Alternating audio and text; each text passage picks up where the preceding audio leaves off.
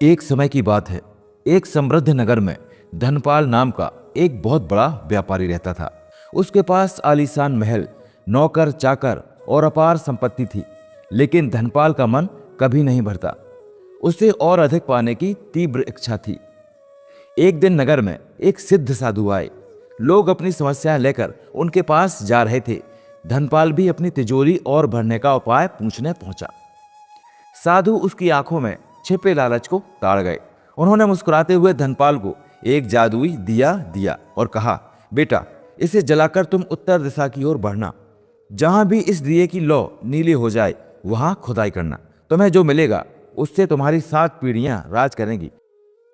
लेकिन याद रखना, जैसे ही तुम्हें खजाना मिल जाए वापस लौट आना। आगे बढ़ने का मोह मत करना। धनपाल खुशी खुशी दिया लेकर निकल पड़ा। कुछ मील दूर जाते ही लौ नीली पड़ गई। उसने खुदाई की तो उसे चांदी के सिक्कों से भरे कलश मिले। धनपाल खुश हुआ, लेकिन तभी उसके मन में विचार आया, अभी तो शुरुआत है। अगर चांदी यहां है तो आगे सोना होगा। उसने चांदी छोड़ दी और आगे बढ़ा। कुछ दूर बाद फिर लौ बदली। इस बार उसे सोने की ईंटें मिली। धनपाल की आंखें फटी रह गईं, पर उसका मन फिर बोला, साधु ने कहा था 7 पीढ़ियां राज करेंगी, तो पक्का आगे हीरे जवाहरात होंगे। सोना छोड़कर वह और आगे बढ़ा। अंत में उसे एक गुफा मिली जहां हीरे नीलम का ढेर लगा था। धनपाल पागल सा हो गया। उसने हीरे अपनी झोली में भरने शुरू किए।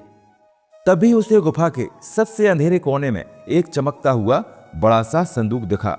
जैसे ही उसने उस संदूक को छुआ, गुफा का द्वार बंद हो गया और वहां एक अत्यंत कुरूप और बूढ़ा व्यक्ति प्रकट हुआ। वह जोर जोर से हंसने लगा। धनपाल डरकर बोला, तुम कौन हो और रास्ता क्यों बंद हो गया? मैं इस गुफा का पिछला कैदी हूं। मैं भी तुम्हारी तरह लालच में अंधा होकर यहां तक आया था। अब तुम इस खजाने के मालिक हो और इस कैद के भी। जब तक कोई दूसरा महालालची व्यक्ति इस संदूक को नहीं छुएगा तुम यहां से बाहर नहीं निकल सकते। धनपाल के पास सब कुछ था, लेकिन लालच ने उसे कहीं का नहीं छोड़ा। इसलिए कहा जाता है कि गुस्सा, झूठ और चोरी तो पाप है, लेकिन इन सबको जन्म देने वाला बाप लालच ही है। तो आपको ये कहानी कैसी लगी?